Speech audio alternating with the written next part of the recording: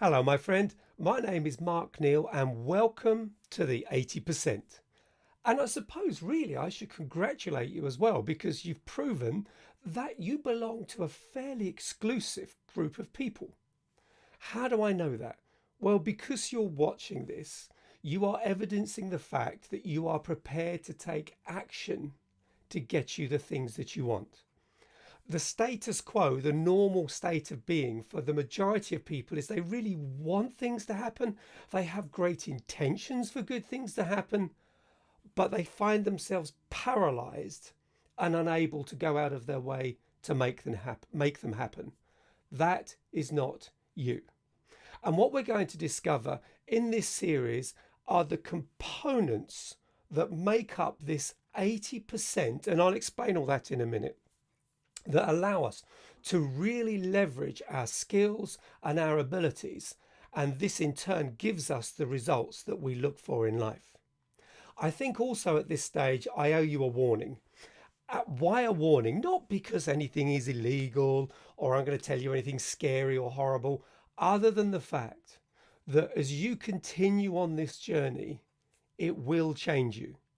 You're not going to be the person that you were yesterday, and then you're going to develop into someone else. And over time, if you continue this journey, if you remain as a paid up member, the person who's prepared to pay the price of personal growth, if you continue on this, you will change and you'll change again. For me, I find that thrilling. I find it exciting because it means that there's always something new, that I'll always have something new to give, and I've always got something to add. But for other people, they find that quite threatening. And if that's you, well, then this isn't for you, and bless you and thank you for coming on board. But if that is you, well, let's carry on and let's start. Let's just have a look at something here that I think you're going to find really, really interesting. Now, you've probably heard of Andrew Carnegie. He was a steel magnate born back in the 1800s, born in very humble circumstances in Scotland, but became phenomenally successful in business. Probably his net worth in today's money was, I don't know, 35, 40 billion. So, he had a few quid in the bank. And he started the Carnegie Institute for Technology and Research, which I believe today is the Mellon University in America. And 100 years ago, back in 1918, so what I'm about to share is nothing new, it's just not often taken advantage of. A part of a report was, the whole report was published, and it was on an engineering report, but included in that report was a statement that, well, frankly, if you think about it, it's an earthquake to how we think and how we believe. And if you are in the United States or you want to make the journey and go to a library and look this up, let me just read this for you. It's by Charles Reborg Mann of the Carnegie Foundation, 1918, pages 106 to 107. So you can go and check this out if you want to. And what they established was that financial success, and I'm only talking about financial success here, and we'll highlight that now because we're going to develop that later on. But your financial success is down to your ability to communicate, negotiate. It's down to your personality. 95% of it, not 10%, not 20 or 50. I mean, okay, if I said, half your financial success is down to your personality and your ability to lead and communicate, you might go, yeah, okay, cool. But it's not. They uncovered then that it's 95%.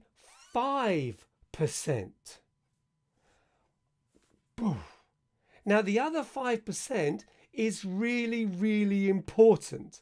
You can have 100% functioning car, but if you haven't got the key, you're not going anywhere. So the other 5%, which is your sector skill, I don't know, you're a programmer, you're a business analyst, you're a chemist, you're a carer, you're a dentist. It doesn't matter what you are, that 5% is really important, but it only contributes 5% to your overall financial success. Now, that thinking has been developed over the last 100 years, And let's just take that on a bit. And people would say today that really success is much more than money.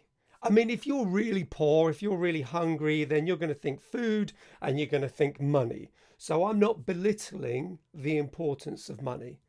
But I think a healthier version of success is that it does include money, but it's multifaceted. It's very, very personal because one person's definition of success could be completely different to another person's definition of success. One person could have £10 million in the bank and feel a failure. Another person could have enough to see them through for the next month or so and be doing what they love and just feel that absolutely on the top of the world. And that's why, as a coach, I spend a lot of time with people working on, well, what is success to you? Because you need to know what it is, otherwise you'll miss it when you get there. In fact, I would challenge you to say that success isn't an event at all. It's just the journey. It's this thing we call life and how we lead it and what we do on a daily basis. But what about the percentage? What do people say today? What is the percentage value of my success on these skill sets? Well, the clue is in the title of this course. Yeah, you're sharp. Well done. It is actually 80%.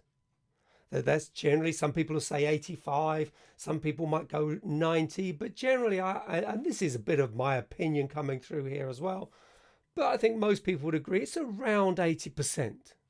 So your skill set, your passion, what it is you enjoy, what it is you're good at, what it is you've studied at, it has the potential to bring in just 20% of your success.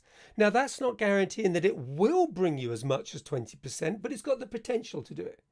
The other 80%, this massive part of your life, is down to a completely separate set of skills. And that's what we're going to uncover in this series. Now, I want to look at this perhaps in a way. Let's look at a graph and see how this works.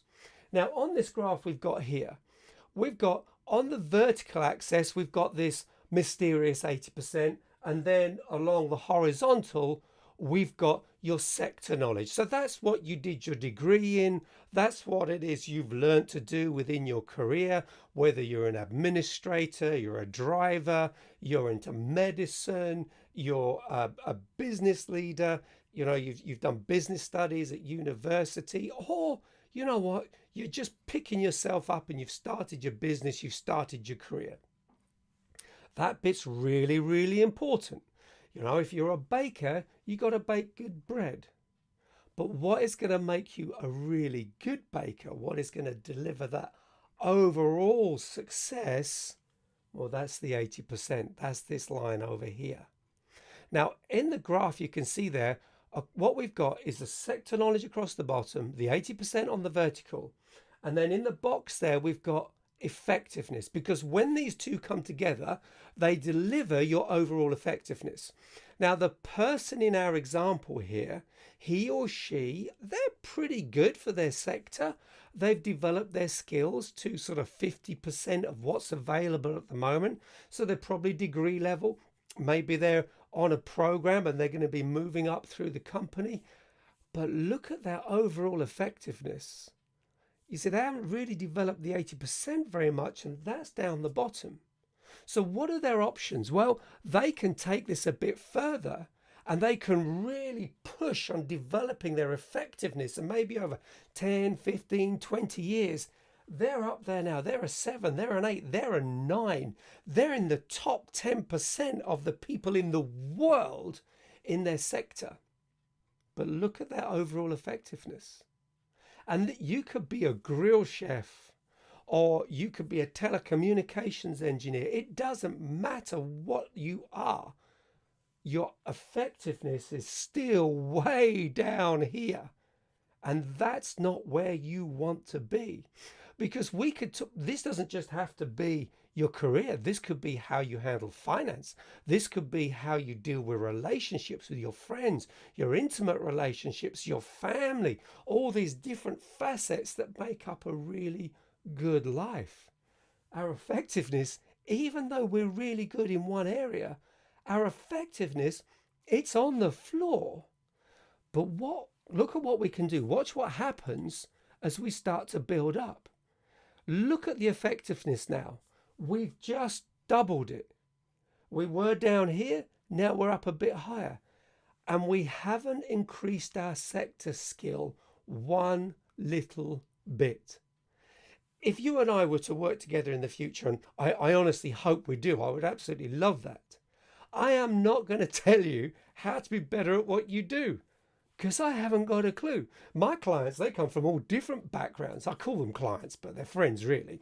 But you know, I mean, that they come from all different walks of life. Some are coaches, some are medical professionals, some are sales professionals, some are software specialists. They come from all different walks of life. I can't add anything to what most of them do, unless they're coaches. I guess I can give them sector help there. But I'm just thinking of some of my clients who work on high-end software, in the technology realm. I mean, I goof Skype up. So I've got nothing to bring these guys in that area at all. But what I bring them is the stuff in the 80%. And that's what we're doing here. Look at this person here. They've doubled their effectiveness without increasing their sector knowledge. And of course, I encourage you, become the best, get really good. But as you develop your sector knowledge, you are going to bump against the law of diminishing returns. The further you go, the harder it is to get. You see, when you're right back at the beginning, it doesn't take much to double your effectiveness. But as you move on further, it's going to take a lot more to double your effectiveness. And that's equally true on the vertical as well, on the 80%. But to be honest, you don't have to be a 90 and 100 if you've got a speciality. You just don't. You can knock it out the park just by coming up a few clicks. So watch what happens in this next graph. Can you see what's happened now? We've got our person running along the bottom. They're in the top 10%. But what could great for them? It might not. They could be happy with it. But they're going to be working for someone who's actually not as good as them. Now, this person who's represented in the blue box here, they're not outstanding in the 80%. They're only a 4, maybe a 5.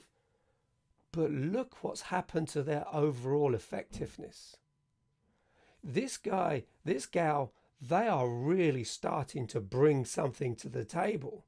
If they work in a company and there's a shift, they come to the table with what they can bring, not because they're on the menu. The value that they're bringing to the team, the value that they're bringing to the organization, that's becoming indispensable. They cannot be let go. The business person, you could have, somebody who develops a certain piece of technology. You've got this one person, this one company here. They're going to be subcontracting to the major contract for the person whose company's here.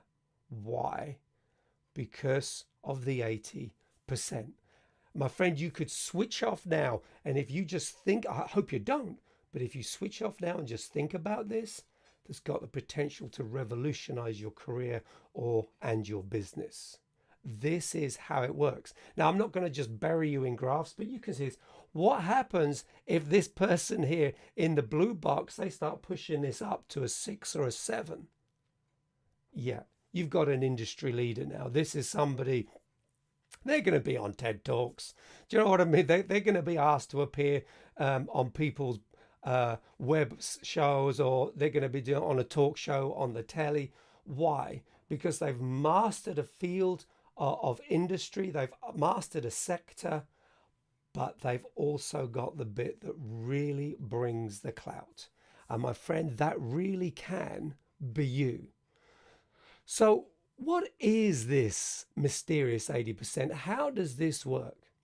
Well, you've got really, for the purposes of this little presentation, let's look at it in 4 areas, just so we can break it down into some sections we can understand. The first section is communication, and what we'll do in the next through the rest of this course, we're going to stop and look at each one of these areas in a little more depth. But you've got communication, and the key word with communication is understanding. Doesn't matter what you're saying, the question we need to ask is, are we being heard? The words might be going in, but if there's no understanding, we're not communicating. The next area is leadership. I'm an executive director with the John Maxwell team, and John is known internationally. He sold 29 million books, close on, I think now, on leadership.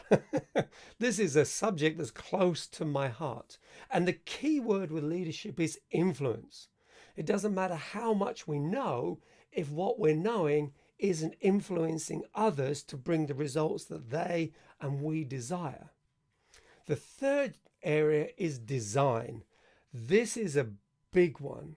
Success is not accidental. You don't wake up one morning and go, woo, look, I'm a magnificent success. And I know people will say to you, oh, well, I know such and such, or someone will peddle a course to you how to become a success overnight.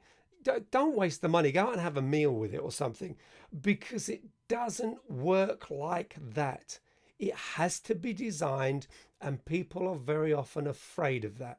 And just for now, let me say, you do not have to be afraid of it. This is something you can embrace and you can enjoy.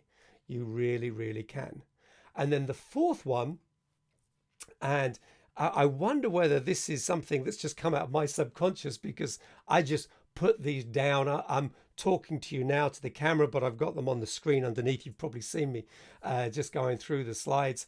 And I've just noticed that these are actually in the order that I learnt them. I learnt first about communication, and I couldn't understand why I was hitting these blocks. And then I learnt about leadership, and that helped me start breaking through to new levels. And then I learned about design, that I have to be intentional. And then, this one was the tough one for me. I learnt systems, because systems allow us to be scalable. That's the key word there. I don't know if this is a real word, but scalability, that I can take something and I can make it bigger and bigger and bigger. And I can release more and more of my time. I can focus into my sweet spot and get leverage on what I know, and then have it have an impact over a really broad area. So those are what we're going through in the next 4 parts of this course. And then in the last part, I'm just going to pull it all together, and you can decide then how far you want to go. And maybe that's the question we should close this session with. The question is not, what could I do? The real question is, just how far do you want to go? Go well, my friend, and I'll see you on the other side. Bye for now.